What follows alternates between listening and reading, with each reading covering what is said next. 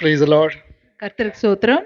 Once again, we welcome you all here in the precious name of Lord Jesus Christ. மறுபடியும் உங்களை எல்லோரையும் கர்த்தராகிய இயேசு கிறிஸ்துவின் நாமத்தில் And வரவேற்கிறோம். once again, we wish you all a very happy Mother's Day. உங்களுக்கு எல்லாருக்கும் தாயார் தின வாழ்த்துக்களை அறிவிக்கிறோம். Before I start my message today, I was reminded about a very um, encouraging mother story. நான் இந்த செய்தியை ஆரம்பிக்கிறதுக்கு முன்பாக ஒரு தாயாரை குறித்து நம்மை ஊக்குவிக்கிற ஒரு கதையை நான் சொல்லுகிறேன். This is the real one. இது ஒரு உண்மையான சம்பவம். You all know about Albert Einstein. நீங்கள் எல்லோரும் ஆல்பர்ட் ஐன்ஸ்டீனை குறித்து கேள்விப்பட்டிருக்கிறீர்கள். Albert Einstein was born in Germany. Albert Einstein Germany தேசத்துல பிறந்தார். His parents were of Jewish origin. அவருடைய பெற்றோர்கள் யூதர்களாக இருந்தார்கள். So Albert Einstein, when he was doing his primary school times, அவங்க சிறிய பிரைமரி கிளாஸ்ல படித்து கொண்டிருந்த பொழுது he got a letter from his teacher to say that hand over to your mother. அவங்களுடைய டீச்சர் அவங்க ஆல்பர்ட் ஐன்ஸ்டைன் இடத்துல ஒரு லெட்டர் கொடுத்து உன்னுடைய தாயார் கிட்ட கொடு என்று சொன்னார்கள். And Albert Einstein goes and gives this letter to this mother. Albert Einstein அந்த கடிதத்தை எடுத்துக்கொண்டு தாயாரிடம் கொடுத்தார். And the mother reads the letter. தாய் அந்த கடிதத்தை படித்து விட்டு he sees his mother crying and weeping very badly. அவருடைய தாயார் மிகவும் கசந்து அழுகிறதை பார்த்து And the son asks the mother, why you are weeping? மகன் கேட்டார், அம்மா ஏன் அழுறீங்கன்னு. And mother says like this, your teacher says you are extraordinary brilliant. We are not able to teach, you know all of them, so you don't need to come to the school. அவங்களுடைய தாயார் சொன்னாங்க, அந்த teacher எழுதியிருக்காங்க, நீ ரொம்ப பிரில்லியண்டா இருக்க, அதனால அந்த ஸ்கூல்ல வந்துட்டு உனக்கு கற்றுக் கொடுக்கிறதுக்கு ஒன்றுமே இல்ல, அதனால ஸ்கூலுக்கு வராதே என்று சொல்லியிருக்காங்க. But Albert Einstein says that no mother, I still want to go to school. Albert Einstein சொன்னார், இல்ல எனக்கு ஸ்கூலுக்கு போகணும் என்று. But mother says that no, you are brilliant than them, so you don't need to go to school. ஆனா தாயார் சொன்னார், நீங்க அவங்களை விட பிரில்லியண்டா ஆனவங்க, அதனால ஸ்கூலுக்கு போக வேண்டாம்னு சொல்லி. And she started teaching her son by buying and borrowing books from other places. மற்ற இடங்கள்ல இருந்தெல்லாம் புத்தகங்களை கடன் வாங்கி அந்த தாயார் ஆல்பர்ட் ஐன்ஸ்டைனுக்கு கற்றுக் கொடுத்து கொண்டிருந்தார். And as the time went, as the secondary school started, he started going to school again. அந்த ஹை ஸ்கூல் ஆரம்பித்த அந்த வயது வந்த பொழுது வேறொரு ஸ்கூலுக்கு சென்றார். He continued studying with brilliance. அவங்க நன்றாக படித்தார். And finally he got the Nobel Prize for the best known physicist in 20th century. அவருக்கு 20th centuryல அந்த பிசிக்ஸ் அந்த இதுல அவங்களுக்கு நோபல் பிரைஸ் கிடைத்தது. But as the time went off, his mother passed away. அந்த காலம் கடந்த பிற்பாடு அவருடைய தாயார் இறந்து போனார். And he was going through mother's all the belongings. தாயின் எல்லா காரியங்களையும் அவர் பார்த்து கொண்டிருந்த பொழுது, and in one of the book he got the letter which the teacher gave to his mother, when he was in primary. ஒரு புத்தகத்துல அவர் அந்த சிறிய கிளாஸ்ல இருந்த பொழுது அந்த டீச்சர் தாயாருக்கு கொடுத்த அந்த கடிதம் அவர் பார்த்தார். And he started reading the letter. அந்த கடிதத்தை படித்த பொழுது, because he recognized the letter, because he is the one who gave to his mother. அந்த கடிதத்தை அடையாளம் கண்டு கொண்டார், ஏனென்றால் அவர்தான் அந்த கடிதத்தை தாயாரிடம் கொடுத்தது. And the letter says like this. அந்த கடிதம் இப்படியாக சொல்லுகிறது, out of all the children in this school, இந்த ஸ்கூல்ல இருக்கிற எல்லா பிள்ளைகளை பார்க்கலும் your child we consider as a moron. உன்னுடைய அந்த பையனை ஒரு முட்டாள் என்று நாங்கள் கருதுகிறோம். His brain is not developed. அவனுடைய புத்தி வளரவில்லை. And we have no resource to put one-to-one teaching to him. அவனுக்கு ஒருத்தர் அவங்களுக்கு சொல்லி கொடுக்கிறதுக்கு எங்களுக்கு இங்க ஆளும் இல்லை என்று சொன்னாங்க. So kindly please take your child. அதனாலே உங்களுடைய குழந்தையை எடுத்துக்கொண்டு போங்க. And do homeschooling. உங்களுடைய வீட்டிலே படிப்பீங்க என்று சொன்னாங்க. As Einstein was reading this letter, Einstein அந்த கடிதத்தை படித்த பொழுது his eyes was running faster than his words. அவர் அழுது கொண்டிருந்தார். And he recognized it was his mother who built him to get the Nobel Prize. அவர் அடையாளம் கண்டு கொண்டார், அவருடைய தாயார் தான் அவரை தயார்படுத்தினார் இந்த நோபல் பரிசை வாங்குவதற்கு. It didn't stop there. Even in 1952 it went to a stage where the country of Israel offered him to be the president of the country.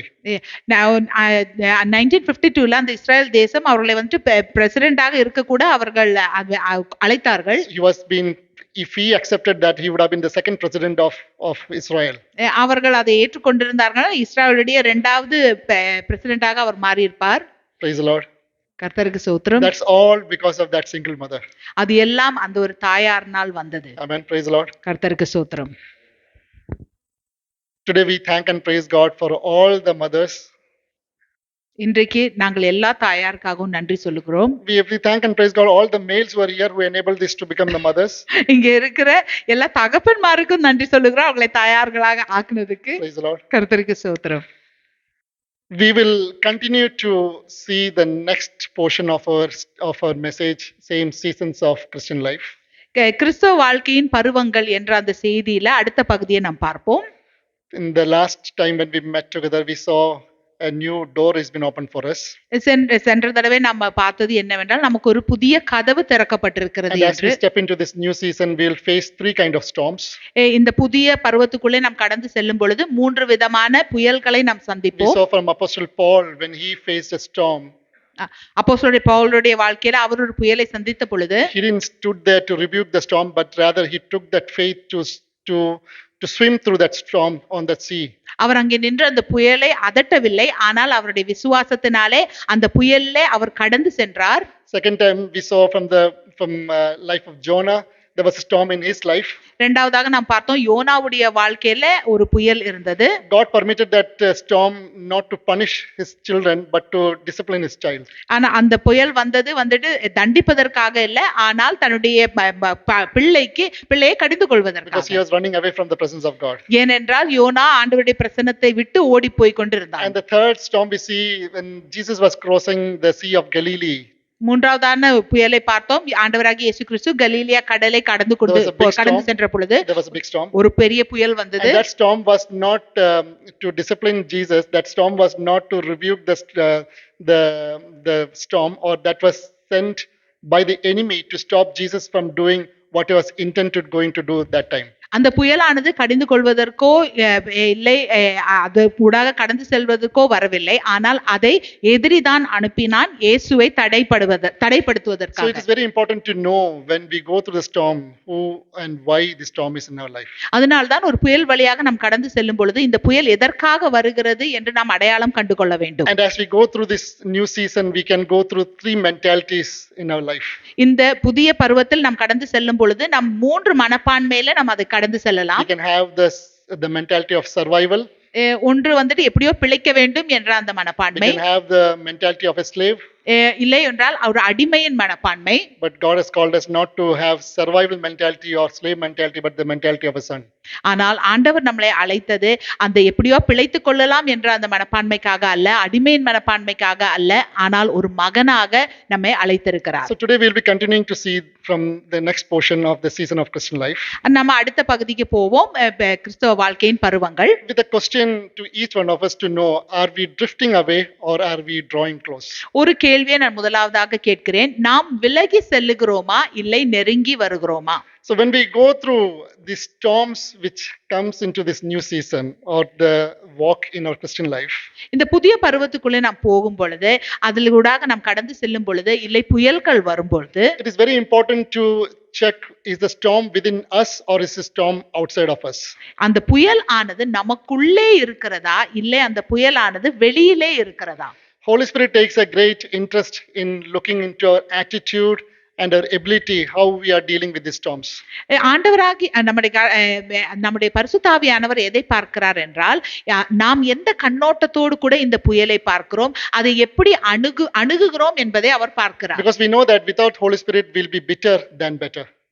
பரிசுத்தாவியானவர் இல்லாமல் நாம் கசப்பானவராக தான் இருப்போம், நன்றாக இருக்க மாட்டோம். In Apostle Paul's life, when he was traveling, we saw that on that storm the ship was been destroyed.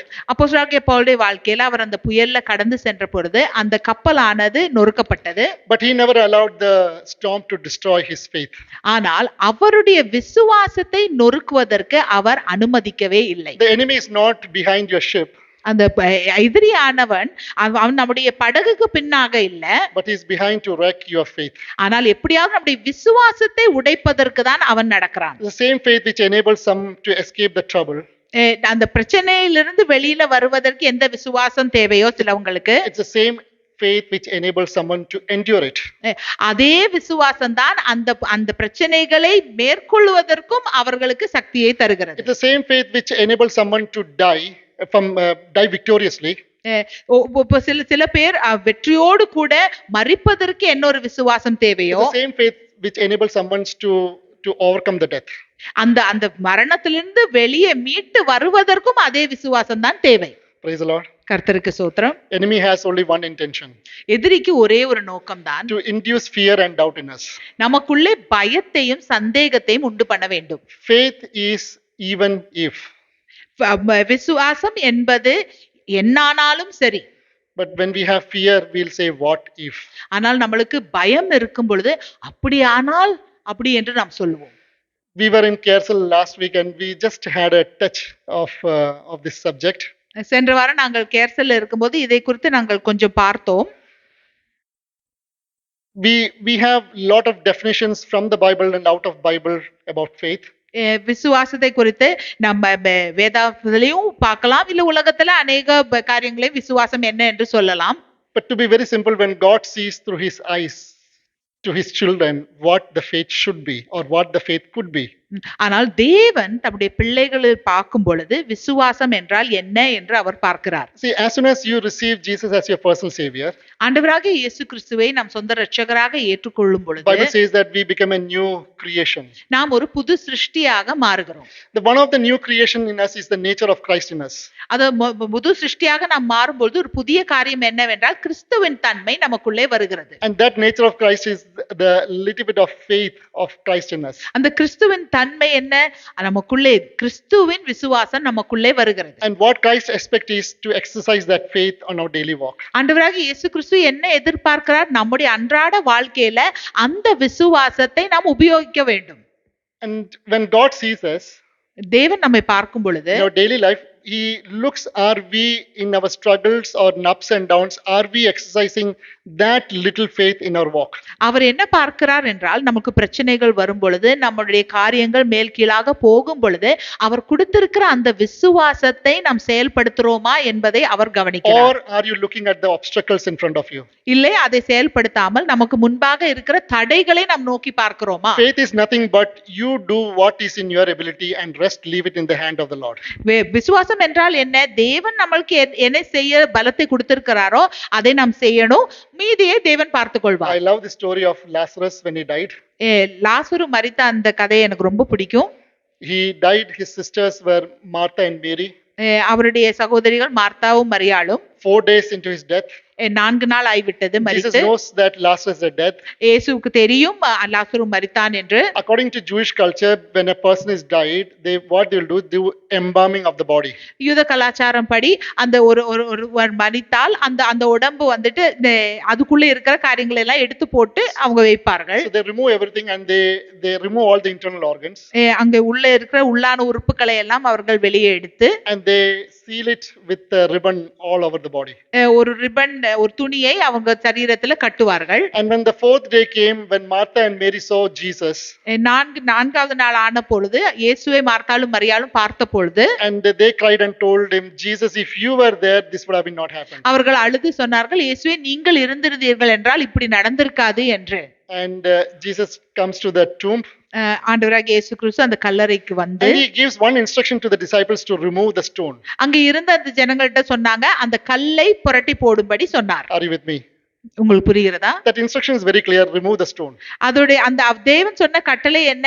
அந்த கல்லை புரட்டி போட Do வேண்டும். you think that it is impossible for Jesus to instruct the stone to remove? நீங்க from that நினைக்கிறீங்களா இயேசுவால சொல்ல முடியாது அந்த கல்லை புரட்டி போ என்று சொன்னால் அந்த கல்லு நகராதா? What Jesus want was what you can do in your ability. ஆண்டவராகிய இயேசு கிறிஸ்து அங்க என்ன நினைத்தார் என்றால், நீங்க உங்களால என்ன செய்ய முடியுமோ அதை நீங்கள் செய்யுங்கள். In my ability it is easy to remove the stone, என்னுடைய பலத்துல அந்த கல்லை என்னால நீக்கி போட முடியும். but it is Jesus' ability to bring someone back from the death. ஆனால் ஆண்டவராகிய இயேசு கிறிஸ்துவினால் மட்டும்தான் அந்த மரித்த அந்த ஆளை உயிர்ப்பிக்க முடியும். Praise the Lord. கர்த்தருக்கு ஸ்தோத்திரம். Or when we going through this new season, we need to closely examine ourselves. Am I drifting away from God or am I drawing close to the Lord? இந்த புதிய பருவத்தூடாக நாம் கடந்து செல்லும் பொழுது நான் தேவனை விட்டு விலகி செல்லுகிறேனா இல்லை தேவன் கிட்ட நெருங்கி செல்லுகிறேனா என்று நாம் ஆராய்ந்து பார்க்க வேண்டும். You seen ships in the sea, நாம் கடல்ல கப்பல்களை பார்க்கிறோம். and if you switch off the engine, அந்த என்ஜினை அந்த ஷிப்ல ஆஃப் பண்ணி விட்டால் It doesn't matter how much ever the heavy the ship is, அந்த கப்பல் எவ்வளவு பாரமாக இருந்தாலும் சரி, it will start drifting from that position. அந்த இருக்கிற இடத்துல இருந்து அது அசைய ஆரம்பிக்கும். For that ship to stay in that position, the engine need to be deliberately kept on. அந்த இருக்கிற இடத்திலே அந்த கப்பல் இருக்க வேண்டும் என்றால் அந்த என்ஜினை நம்ம ஆன் பண்ணி தான் வைக்க வேண்டும். Same as when you boil a water, அதே போலதான் நாம் ஒரு தண்ணீரை சூடாக்கும் பொழுது and you keep it on the side, அதை எடுத்து அந்த சூட்ல இருந்து அந்த பக்கம் வைக்கும் it பொழுது will start becoming cold. அப்பொழுது அது குளிராக You ஆரம்பிக்கும். don't need to do anything, it will start becoming cold automatically. நம்ம ஒண்ணும் செய்ய வேண்டிய அவசியம் இல்லை, அது குளிராக ஆக ஆரம்பிக்கும். It is same in our life. அப்படிதான் நம்மளுடைய வாழ்க்கையிலும் Our drifting away is automatic. நாம் தானாகவே விலகி போய்விடுவோம். You and me don't need to do anything. We just need to sit simply. We will drift away without our knowledge. விலகி போவதற்கு நாம் ஒன்றுமே செய்ய வேண்டாம், அப்படியே ஒண்ணும் செய்யாமல் உட்கார்ந்துட்டு இருந்தா போதும், தானாகவே நம்ம அறியாமலே நாம் விலகி போய்க்கொண்டே இருப்போம். But drawing close to the Lord, we need a deliberate and conscious effort. ஆனால் தேவனிடத்துல கிட்டி சேருவதற்கு நாம் முயற்சிக்க வேண்டும். It will be contrary to what you're facing, what you're surrounded by. அது நம்மை சுற்றி இருக்கிறதுக்கெல்லாம் எதிர்மாறாக இருக்கும். But it is a conscious and deliberate effort to draw close to you, to the Lord. ஆனால் தேவனிடத்துல நாம் நெருங்கி செல்ல வேண்டும் என்றால் நாம் முயற்சி எடுத்து நாம் செய்ய வேண்டும். In James chapter 4 verse 8, யாக்கோபு 4வது அதிகாரம் 8வது it வசனத்திலே says like this: draw near to the God and he will draw close to you. இப்படியாக சொல்லப்படுகிறது, தேவனிடத்தில் சேருங்கள், அப்பொழுது அவர் உங்களிடத்தில் சேருவார். Draw near to the Lord and the Lord will, and he will draw close to you. தேவனிடத்தில் சேருங்கள், அப்பொழுது அவர் உங்களிடத்தில் சேருவார். How we can get close to the Lord, how we can draw close to the Lord. எப்படி நாம் தேவனிடத்தில் நெருங்க முடியும்? We see a good example in Bible. We see the life of David. நாம் ஒரு நல்ல உதாரணத்தை பார்க்கலாம். தாவீதுடைய வாழ்க்கையில He was going through a lot of different kind of storms in his life. தாவீது பல புயல்களை தன்னுடைய வாழ்க்கையில சந்தித்து கொண்டிருந்தார். One day David and his warriors comes to a place called Ziklag.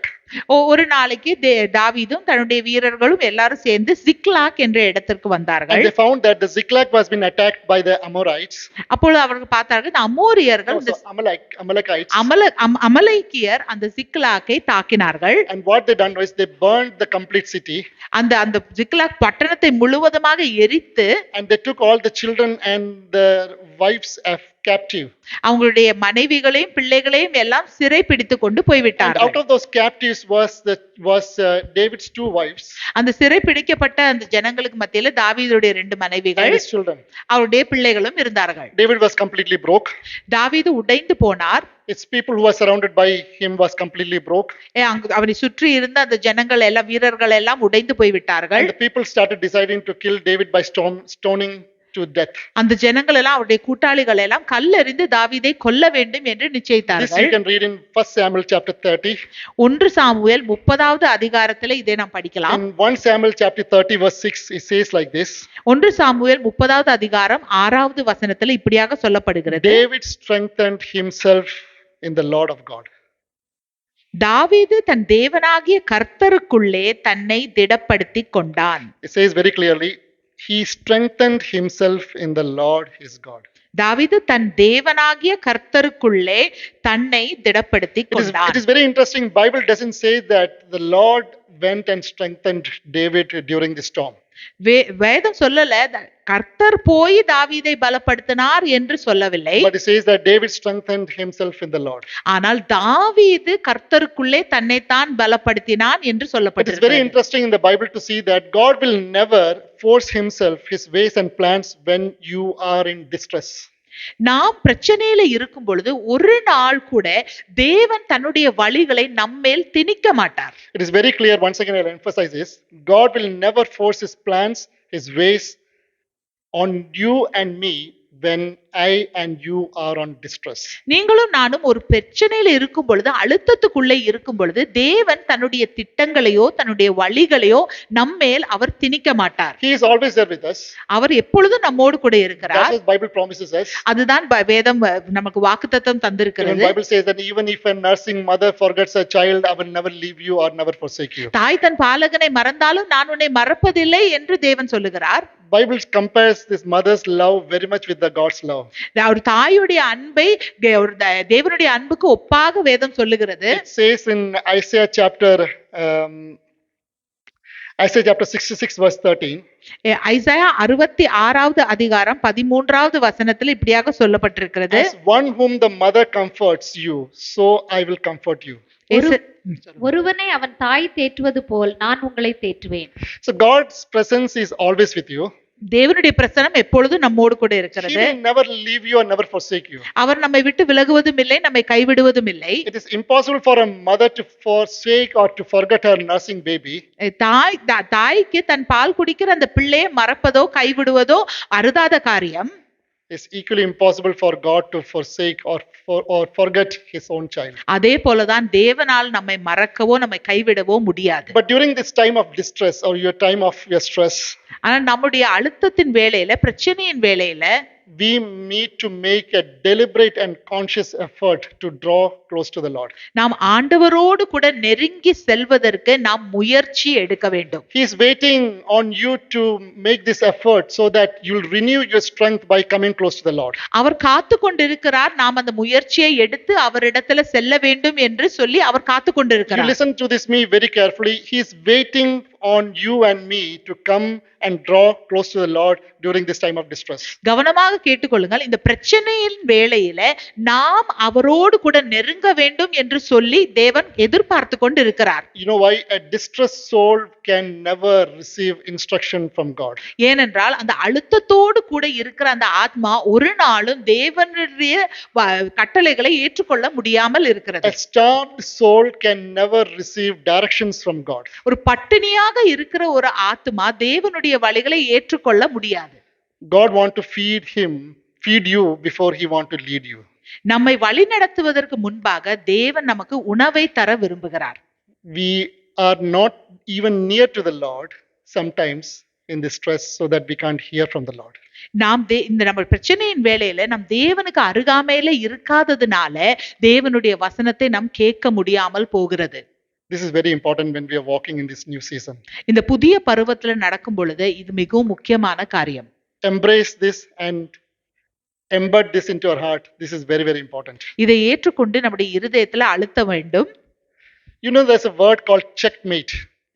ஒரு செக்மேட் என்ற ஒரு வார்த்தை இருக்கிறது. All those who play the chess, there's a word called checkmate. சதுரங்கம் ஆடுகிற எல்லாருக்கும் தெரியும் இந்த செக்மேட் என்ற ஒரு வார்த்தை இருக்கிறது. Checkmate is nothing but when two players are playing each other, when they make their move and when the king is been trapped where he can't make any move, the opponent calls checkmate. That means the game is finished. அந்த checkmate என்பதுக்கு அர்த்தம் என்ன என்றால், ரெண்டு ஆட்டக்காரர்கள் அந்த chess சதுரங்கம் ஆடிக்கொண்டு இருக்கும் பொழுது அந்த ஒரு ஆளுடைய அந்த ராஜாவுக்கு தப்பி செல்ல இன்னும் ஒரு வழி கூட இல்லை என்று வரும் பொழுது அந்த இன்னொரு ஆட்டக்காரர் சொல்லுகிறது தான் செக்மேட். ஏனென்றால் அவர் வெற்றி அடைய போகிறார். Are you with me? புரிகிறதா உங்களுக்கு? That's the word called checkmate. அது அந்த வார்த்தை தான் checkmate. There is a painting in one of the museums in Paris called Louvre Museum in Paris. Lower museum என்று சொல்லி ஒரு மியூசியம் இருக்கிறது பாரிஸ்ல. And it is been painted by one of the famous painters called Frederick August. அங்கே வந்துட்டு ஒரு ஓவியம் இருக்கிறது. அந்த ஓவியத்தை வரைந்தது ஃப்ரெட்ரிக் ஆகஸ்ட் என்று சொன்ன ஒரு மனிதர். And the name of that painting is called Checkmate. அந்த ஓவியத்தின் பெயர் வந்துட்டு checkmate. And in that painting you can see there's a person sitting and one of the opponent is a person. அந்த ஓவியத்துல நாம் பார்க்கலாம், அதுல ரெண்டு ஆட்டக்காரர்ல ஒரு ஆட்டக்காரர் வந்துட்டு ஒரு மனிதன். The other opponent is the devil. அந்த இன்னொரு ஆட்டக்காரர் வந்துட்டு பிசாசு. And in background they can see the angels standing. அந்த பின்னாடி வந்துட்டு அந்த தூதர்கள் நிற்கிறது தெரிகிறது. And the devil seems to be victorious and be very happy. அந்த பிசாசு ரொம்ப சந்தோஷமாக இருக்கிறான் அந்த ஓவியத்துல. And the man who is sitting opposite is on distress. He's on stress. எதிர்பக்கத்துல இருக்கிற ஆட்டக்காரர் அந்த மனிதர் மிகவும் அழுத்தத்தோடு கூட இருக்கிறார். According to the the name of the painting is called Checkmate. அந்த ஓவியத்தின் பெயர் checkmate. And it says like this: if the man loses the game, the soul goes to the devil. அந்த மனிதன் இந்த கேம்ல தோற்று போனான் என்றால் அவனுடைய ஆத்துமா பிசாசின் இடத்துக்கு போய்விடும். Are you with me? Can you picturize this? In a picture, a devil and a man is sitting. The devil is very happy, is victorious, and the man is on distress, and on background is an angel standing. கற்பனை பண்ணி பாருங்க, ஒரு விளையாட்டு நடந்துட்டு இருக்கு chess. அதுல ஒரு பக்கம் பிசாசு இருக்கிறான், ஒரு பக்கம் அந்த மனிதன் இருக்கான். அந்த பிசாசு வெற்றி பெற போகிறான், அந்த மனுஷன் வந்து மிகவும் அழுத்தத்தோடு கூட இருக்கிறான். And there was a group of people who came to visit this museum to see all the things inside. அந்த மியூசியத்தை பார்ப்பதற்கு ஒரு குழுவினர் போனார்கள். And out of that, in that group, there was one person who was very much interested in looking at that picture very intensely. அந்த குழுவுல ஒருத்தர் வந்துட்டு அது அப்படியே அந்த அந்த வரைபடத்தை ஓவியத்தை உற்று பார்த்து கொண்டிருந்தார். And the guide who was guiding them said that this picture is where the man lost his soul fighting with the devil. அந்த சுற்றுலா பயணத்துல அந்த வழிகாட்டி வந்துட்டு சொன்னார்கள், இந்த ஒரு ஓவியத்துல அந்த மனுஷன் தன்னுடைய ஆத்மாவை பிசாசுக்கு தொலைக்க போகிறான் என்று சொன்னார். And the man who was watching and commenting this said that I am a world chess champion.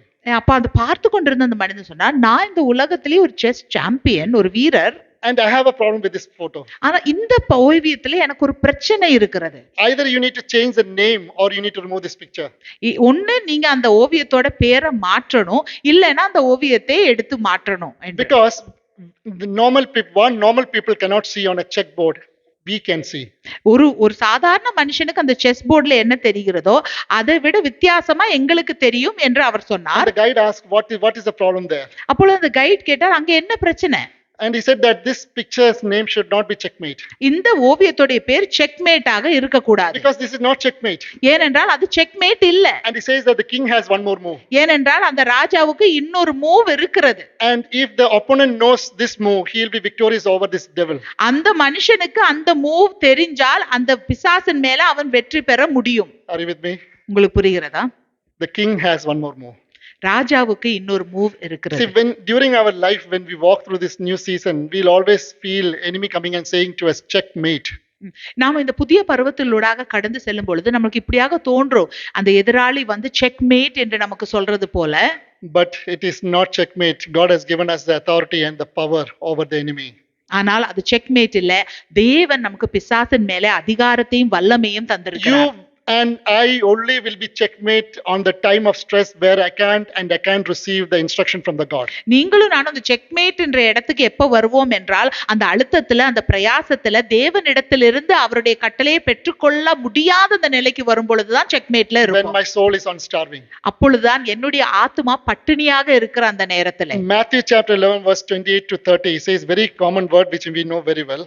மத்தேயு 11வது அதிகாரம் வசனம் 28 இருந்து 30 வரைக்கும் நமக்கு எல்லாம் தெரிஞ்ச வசனம். It says like this, come to me all who are weary and burdened, take my yoke and I will give rest to your soul.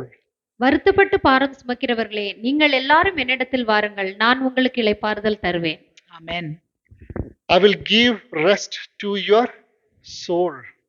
உங்கள் ஆத்துமாக்களுக்கு இளைப்பாறுதல் தருவேன். See, when you feel you are stressed, or when you feel you are out of content, or when you feel you are drawing away from God, or when you feel you are drifting away from God, you and I need to make a deliberate and conscious effort to come and draw close to the Lord. நாம் அழுத்தத்தோடு கூட இருக்கும் பொழுது, பாரத்தோடு கூட இருக்கும் பொழுது, நம்மளுக்கு எல்லாமே ரொம்ப கடினமாக இருக்கு என்ற அந்த சூழ்நிலையிலூடாக நாம் கடந்து செல்லும் பொழுது, நாம் முயற்சி எடுத்து தேவனுக்கு அருகாமையில நாம் வர வேண்டும். And he says very clearly, you need to come to me first. தேவன் சொல்லுகிறார், என்னிடம் வாருங்கள் என்று. You won't have the ability to give it to me, but I will take it from you. என்னிடம் தருவதற்கு உங்களுக்கு பலன் இல்லாமல் இருக்கலாம், ஆனால் நான் அதை உங்களிடமிருந்து எடுத்துக்கொள்வேன். And I will give my yoke. நான் என்னுடைய நுகத்தை உங்களுக்கு And it is தருவேன். lighter for you. அது உங்களுக்கு லகுவாக இருக்கும். And when we have a yoke of Christ in us, our light, we can see the light in the tunnel. கிறிஸ்துவனுடைய நுகம் நம்மேல் இருக்கும் பொழுது நம்மளுக்கு அந்த வெளிச்சம் கண்டிப்பாக தெரியும். Now, we need to understand very clearly. நாம் தெளிவாக புரிந்து கொள்ள வேண்டும். How can I draw near to the Lord? நான் எப்படி தேவன் இடத்துல நெருங்க முடியும்? There are many ways, though Bible says. பல வழிகள் வசனம் சொல்லுகிறது.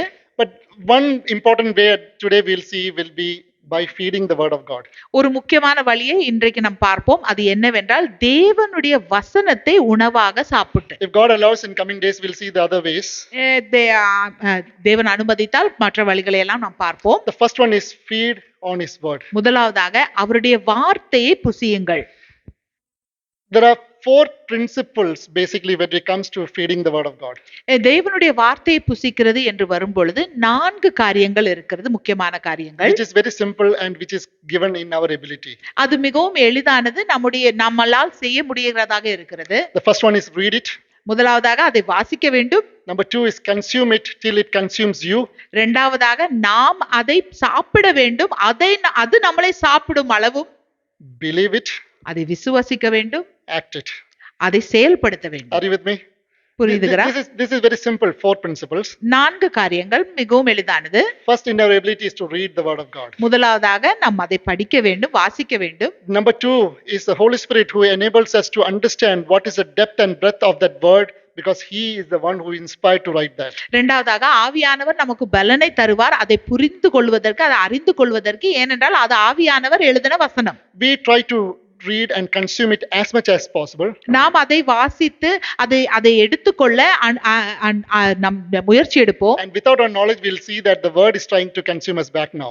அப்பொழுது நாம் அறியாமலே அந்த வார்த்தை இப்பொழுது நம்மை எடுத்துக்கொள்வதை நாம் பார்ப்போம். Number 3 is the word which you have read, you need to believe it. மூன்றாவதாக நாம் படித்த வசனத்தை நம்ப வேண்டும். Number 4, we need to act on it. நான்காவதாக அதை நாம் செயல்படுத்த வேண்டும். Going through these storms, what enemy try to do is to steal your appetite, your spiritual appetite to his word of God. இந்த புயலோடாக கடந்து செல்லும் பொழுது அந்த எதிராளி செய்யறது என்ன என்றால் அந்த வசனத்தின் மேல் உள்ள அந்த பசி ஆர்வத்தை எடுத்து போடுவது. We lose the desire to feed on his word. அவருடைய வசனத்தை நாம் உண்பதின் ஆசையை நாம் தொலைத்து விடுவோம். He cuts you off from the source of your strength.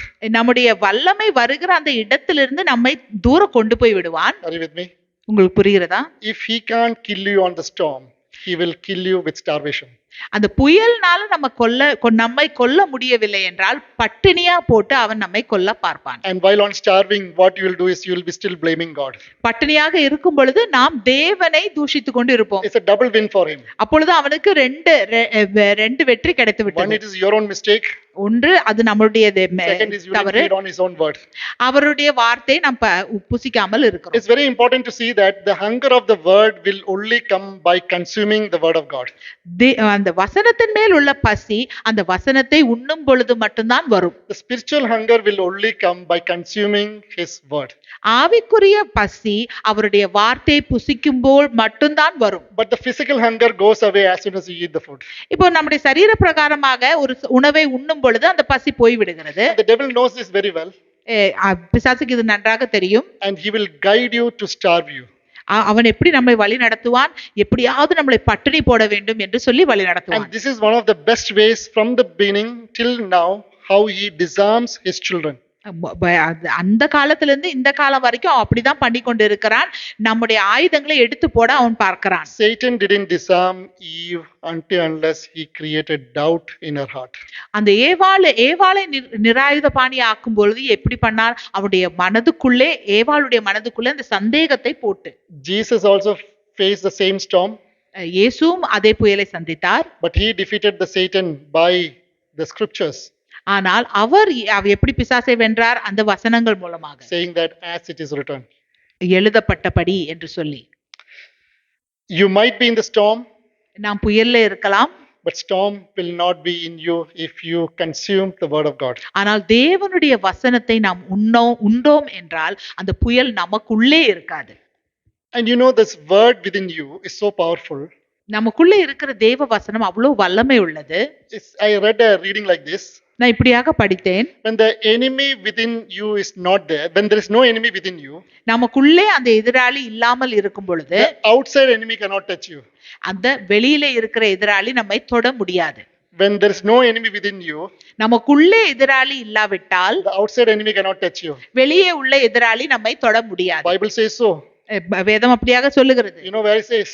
எங்க சொல்லுகிறது It says, தெரியுமா? the one who is within me is mightier than the one who is outside. எனக்குள்ளே இருக்கிறவர் இந்த வெளியிலே இருக்கிறவனை பார்க்கலும் பெரியவர் என்று But until எழுதப்பட்டிருக்கிறது. unless you consume and believe and act on it, you are still a weaker link. நாம் அதை புசித்து தேவனுடைய வசனத்தை புசித்து அதை விசுவாசித்து அதில் செயல்படவில்லை என்றால் நாம் பலவீனர்களாக தான் இருப்போம். We all have different Bibles in our house. நம்முடைய வீடுகள்ல நிறைய வேதாகமங்கள் We இருக்கிறது. have different versions. பல பாணியில எழுதப்பட்டதாக இருக்கிறது. But once in a while only it will be opened. ஆனால் எப்போது ஒரு தடவை தான் அதை திறந்து பார்க்கிறோம். You know, when we read the word of God, நாம் தேவனுடைய வசனத்தை படிக்கும் பொழுது it's actually God is speaking to me. தேவன் என்னோடு கூட பேசுகிறார். It's the word which is speaking to me. தேவனுடைய வசனம் என்னோடு கூட பேசுகிறது. I heard a very beautiful story. நான் இப்படியாக ஒரு நல்ல ஒரு கதையை கேட்டேன்.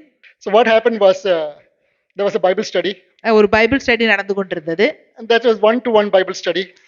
அது 1-to-1 ஆக ஒருத்தருக்கு ஒருத்தர் அந்த பைபிள் ஸ்டடி நேரடியாக நடந்து கொண்டிருந்தது. And the family who received the pastor, and they were very happy to hear all the words.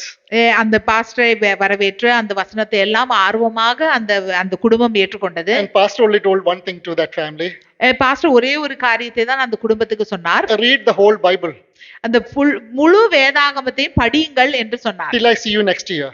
அடுத்த வருஷம் உங்களை பார்க்கிற வரைக்கும். And the family was very happy. அந்த குடும்பத்துக்கு மிகவும் சந்தோஷம். There was not much instruction given by pastor. Pastor நிறைய காரியங்கள் எல்லாம் சொல்லல. Only one instruction. ஒரே ஒரு காரியம் தான் சொன்னாரு. Read the word of God.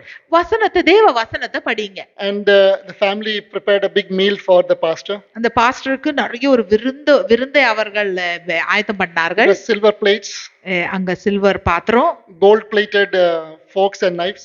அந்த கோல்ட் பிளேட் உள்ள அந்த ஃபோர்க் நைஃப் எல்லாம் இருந்தது. The meal finished very well. அந்த சாப்பாடு முடிஞ்சு விட்டது. And pastor prays his blessings and he goes back. Pastor அவர்களை ஆசீர்வதித்து திரும்பி போனார். Family was very happy. அந்த குடும்பத்துக்கு மிகவும் சந்தோஷம். But after pastor went, ஆனால் பாஸ்டர் சென்ற பிற்பாடு there was a discussion between the husband and wife. அந்த கணவன் மனைவி பேசிக் கொண்டிருந்தார்கள். There was 2 gold knives were there. 2 தங்க கத்தி இருந்தது. One is கத்திகள் missing. உன்ன காணோம். And they know that it is only pastor who came there. அவங்களுக்கு தெரியும் பாஸ்டர் மட்டும் தான் இங்க வந்தாரு. Only we served the food only for him. பாஸ்டருக்கு மட்டும் தான் நம்ம சாப்பாட்டை கொடுத்தோம். But one knife is missing now. ஒரு நைஃப காணோம். And they concluded that pastor has taken that knife and gone home. அவர்கள் முடிவு பண்ணி விட்டார்கள் அந்த பாஸ்டர் நம்முடைய நைஃபை எடுத்துட்டு வீட்டுக்கு And this போயிட்டார். was troubling them for the whole length of the days and months, saying that if pastor would have been asked, I would have given the whole set free for him. நாட்கள் மாதங்கள் எல்லாம் அதை அவர்களை உறுத்தி கொண்டே இருந்தது. Pastor கேட்டிருந்தாரா என்றால் நாங்களே அந்த கத்தியை கொடுத்திருப்போமே. This was literally going into their heart. அவங்களுடைய இருதயத்துல அது போய்க்கொண்டே இருந்தது. Like that, a year passed away. ஒரு வருஷம் கடந்து விட்டது. Pastor visited that house again. Pastor மறுபடியும் அந்த வீட்டுக்கு வந்தார். That time they didn't had the silver and gold plates.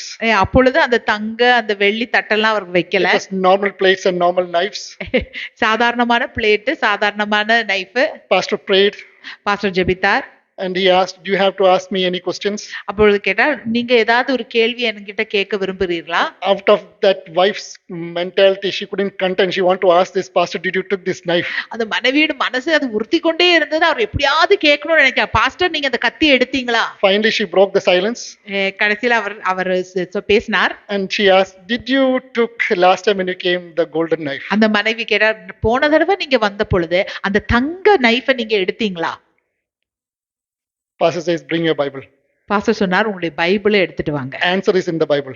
அதோடைய பதில் பைபிள்ல இருக்கு.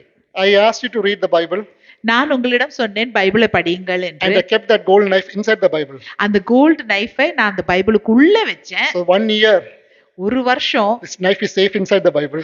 அந்த கத்தி அந்த பைபிளுக்குள்ள தான் இருக்கிறது. You never read the word of God. ஆனால் நீங்கள் அந்த பைபிளை படிக்கவே இல்லை. Are you with me? உங்களுக்கு புரியுதா? Sometimes we do the same thing. சில வேளை நாமளும் இப்படிதான் பண்ணுவோம். We have different versions of Bible. பல பாணியில பைபிள் வச்சிருப்போம். We have different explanations and explanations for not to read the Bible. பைபிளை படிக்காமல் இருக்கிறதுக்கு நிறைய விளக்கங்களை கொடுப்போம்.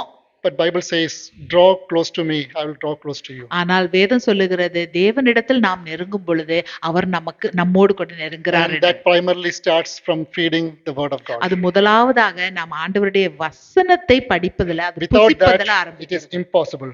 அது இல்லாமல் அது நடக்கவே நடக்காது.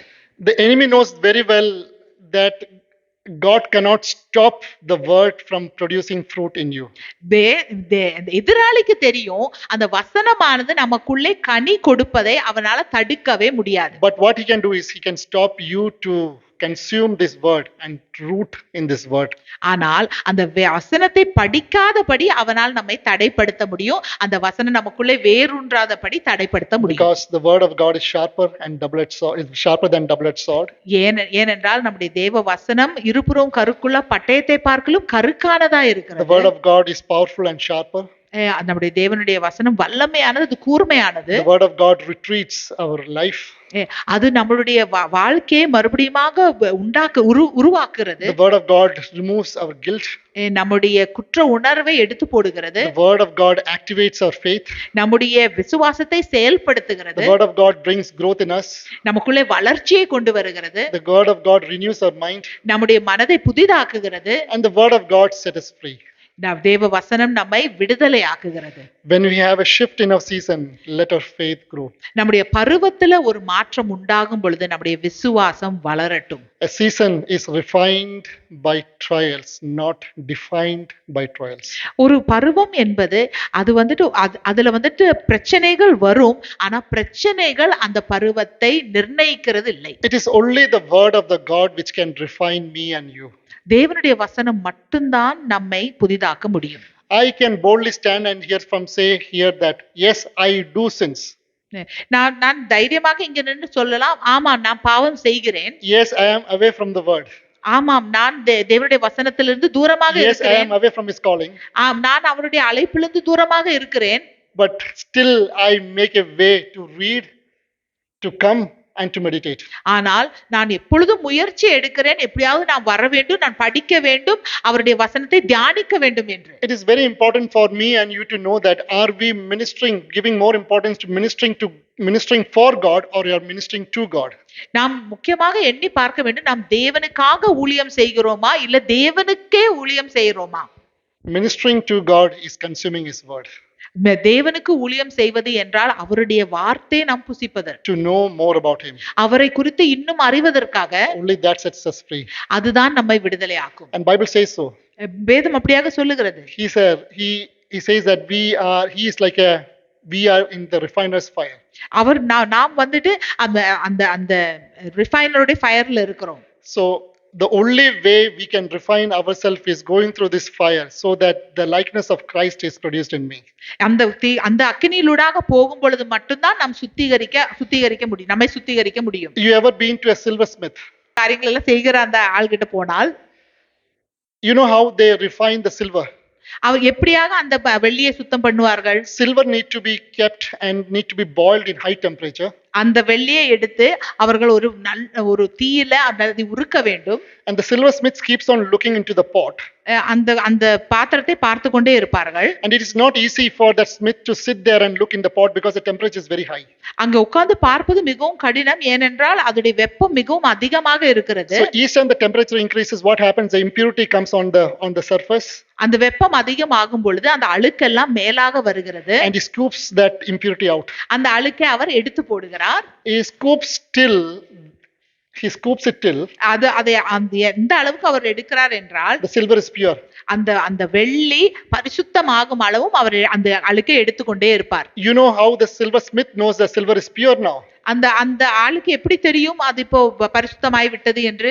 Unless he can see his face in that boiling silver. அந்த வெள்ளியில தன்னுடைய முகம் பார்க்கும் அளவும் அவர் அதை சுத்தம் பண்ணி கொண்டே இருப்பார். Praise the Lord. Are you with me? உங்களுக்கு புரிகிறதா? This is the refining process the word of the Lord brings in our life. இந்த சுத்திகரிக்கிற ஒரு காரியத்தை தான் தேவனுடைய வசனம் நம்முடைய வாழ்க்கையில கொண்டு வருகிறது. To bring the likeness of Christ in us.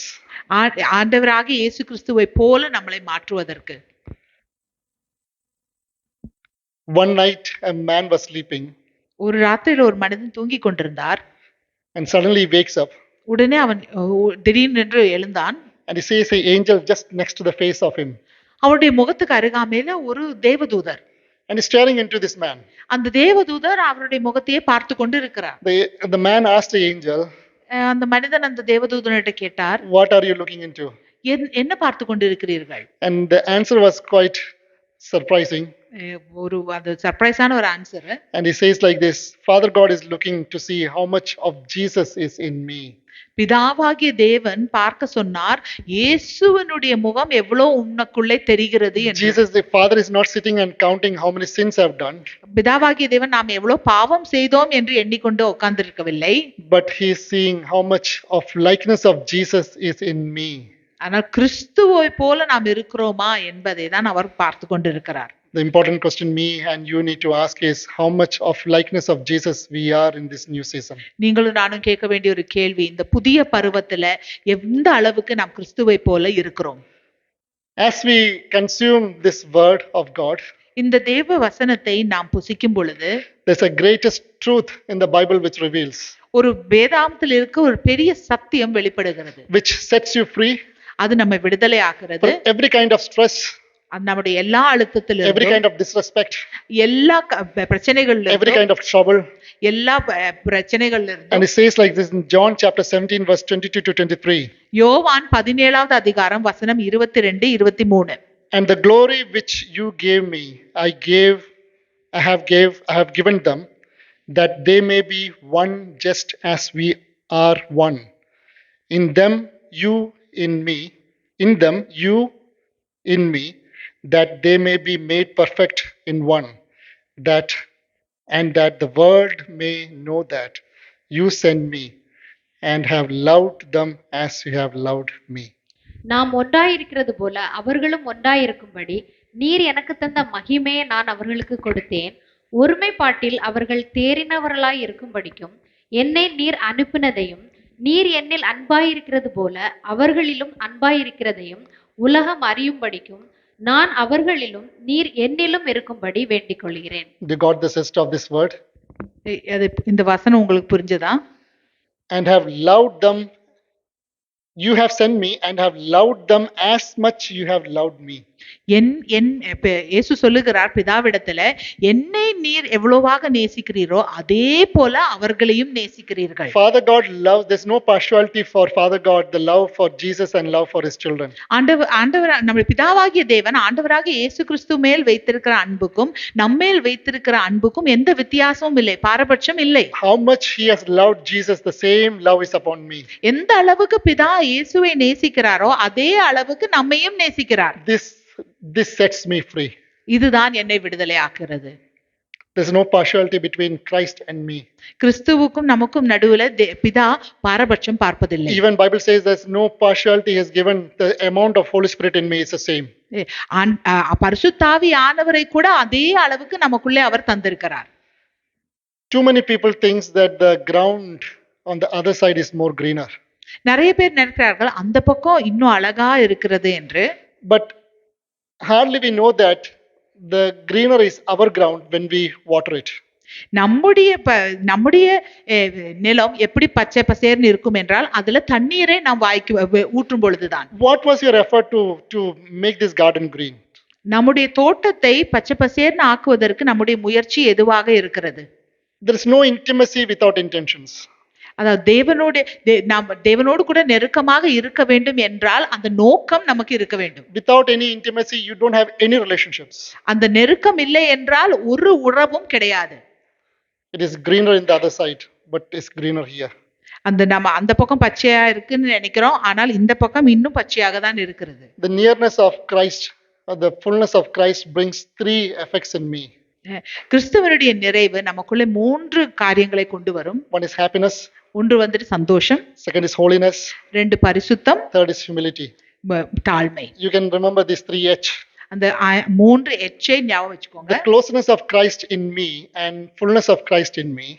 கிறிஸ்துவோடு கூட நாம் நெருங்கி இருக்கும் பொழுது, கிறிஸ்துவனுடைய நிறைவு நமக்குள்ளே இருக்கும் பொழுது, he brings three H in my life. மூன்று H என்ற எழுத்தை கொண்டு வருகிறார். One is holiness. முதலாவது பரிசுத்தம். Second is happiness. இரண்டாவது சந்தோஷம். Number three is humility. மூன்றாவதாக தாழ்மை. Are you with me? உங்களுக்கு புரியுறதா? This is a self-examining tool to know how much of Christ is within me. நாம் கிறிஸ்து எவ்வளவு அந்த அளவுக்கு நமக்குள்ளே இருக்கிறார் என்பதற்கு இது நாம் ஆராய்ந்து பார்க்க வேண்டும். Important question. Are we drifting away or are we drawing close to the Lord? ஒரு முக்கியமான கேள்வி, நாம் விலகி செல்கிறோமா இல்லை தேவனிடம் நெருங்கி செல்கிறோமா? Bible says the faith of mustard seed.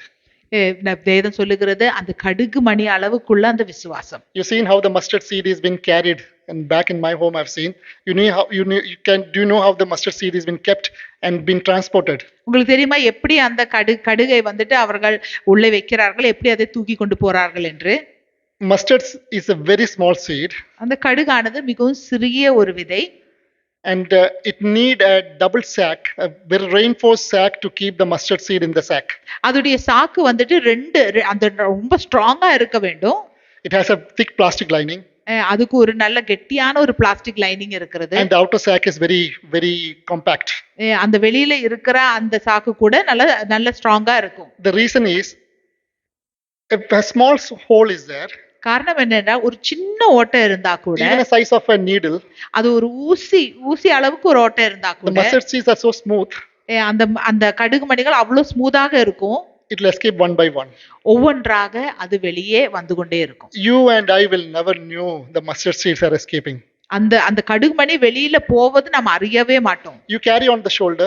நாம் அதை தோள்ல சுமந்து கொண்டு போகும் பொழுது, Each time you lose a mustard seed, you will never know on your shoulder that is getting loose. ஒரு கடுகு மணி வெளியில போகும் பொழுது அது போகிறது என்று நம்ம அந்த வெயிட்ல கண்டுபிடிக்கவே முடியாது. The sack looks very strong and in the shape, அந்த சாக்கு அப்படியே அந்த ஷேப்ல இருக்கும், அந்த வடிவத்திலே இருக்கும். because it's made to contain this mustard seed. ஏனென்றால் அந்த கடுகு மணியை சுமப்பதற்கு அது But செய்யப்பட்டிருக்கிறது. when you open it and see, ஆனால் அதை திறந்து பார்க்கும் பொழுது half of the seed would have been escaped. பாதி விதை வெளியே இருக்கும். Same is our faith in the journey towards the Lord. அதே மாதிரி தான் நம்முடைய விசுவாசமும் நம் தேவனை நோக்கி நாம் போகிற அந்த பயணத்துல It escapes little by little. கொஞ்சம் கொஞ்சமா அது வெளியேறி கொண்டு இருக்கும். Little by little, without your knowledge, you will be drifting away. நாம் அறியாமலே கொஞ்சம் கொஞ்சமா தேவனை விட்டு விலகி கொண்டே But போவோம். you need a deliberate effort to see every time that am I close or am I drifting away. நாம் ஆனால் ஒவ்வொரு வேளையிலும் நாம் முயற்சி எடுத்துக்கொண்டே இருக்க வேண்டும். நாம் ஆராய்ந்து பார்த்து கொண்டே இருக்க வேண்டும், நான் நெருங்கி கொண்டு இருக்கிறேனா தேவனுக்கு என்று. You know what is the scariest word in the Bible? இந்த மொத்த வேதாகமத்திலே மிகவும் பயங்கரமான பயப்படுத்துகிற ஒரு வசனம் என்ன தெரியுமா? Anyone can suggest what is the scariest word in the Bible? இந்த வேதாகமத்திலே மிகவும் பயமான அந்த பயப்படுத்துகிற அந்த வார்த்தை என்ன என்று சொல்ல முடியுமா? Anyone? யாராவது சொல்ல முடியுமா? Depart from me, என்னை விட்டு விலகு, for I don't know you. நான் உன்னை அறியேன். In book of Matthew says like this, when I and go see Jesus, I will say, Lord, don't you know me? I've cast demons away. I've prophesied in your name. I've done that. I've done this. And the Lord will say that, depart from me, for you have done lawlessness. I don't know you. மத்தேயு 7வது அதிகாரத்துல எழுதப்பட்டிருக்கிறது, நாம் தேவனுக்கு முன்பாக போய் நிற்கும் பொழுது, தேவனே நான் உங்களுக்காக இதை செய்தேன் அதை செய்தேன் என்று நாம் சொல்லும் பொழுது தேவன் சொல்லுவார், நீ என்னை விட்டு விலகு, நீ யார் என்று நான் அறியேன், ஏனென்றால் நீ நீதிகேட்டை செய்தாய் என்று தேவன் சொன்னால். Are you with me? உங்களுக்கு புரிகிறதா? You need a conscious and deliberate effort to draw close to the Lord. நாம் சுயமாகவே முடிவெடுத்து முயற்சி எடுத்து தேவனுக்கு நெருங்க வேண்டும். Shall we all stand up? We'll நாம் pray. எழுந்து நிற்போமா? நாம் ஜெபிப்போம்.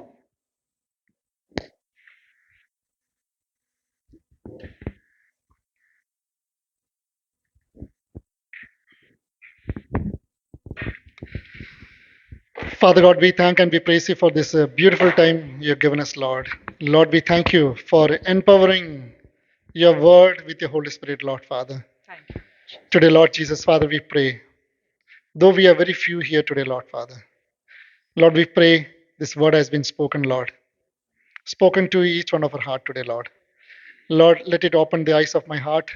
Let it open the understanding of my mind today, Lord Father. Lord, the enemy is behind the word. The enemy is behind the seed.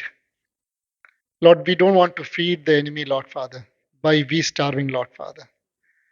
Lord, when we starve, Lord, the enemy has not to do much. We die and we destroy ourselves, Lord. Today, Lord Father, we pray that you have given your logos, your rhema to each one of us today. Lord, we pray, Lord, you have empowered those words with Holy Spirit, Lord Father. Lord, it needs a deliberate, it needs a conscious, it needs a willingful effort, Lord Father, even in the midst of our struggles, Lord Father. even in the midst of our sinful nature, Lord Father. A deliberate effort to open and to read and to consume it, Lord Father, so that the word will start consuming us, Lord. Lord, help us to believe so that the faith will be activated in us, Lord Father. Lord, that faith to activate, Lord Father, help us to work on that faith, Lord Master. Lord, we pray that, Lord, not by your strength, not by your might, Lord, but through your Holy Spirit, Lord Master. Lord, we pray for each and every person, Lord Father, who heard this word today, Lord Master. Lord, we pray this, that, Lord, let it descend into our beings, Lord Father.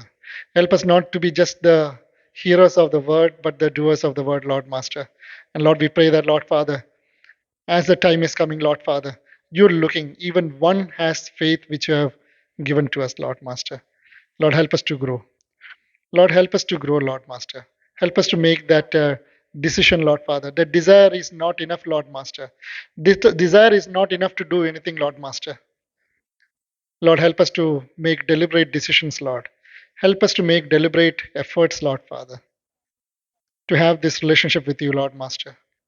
And Lord, we pray that, Lord Father, help us to take out of every rituals and help us to build us into relationship. This we ask and receive in Jesus' most wonderful name. Hear my Heavenly Father. Amen. Praise the Lord.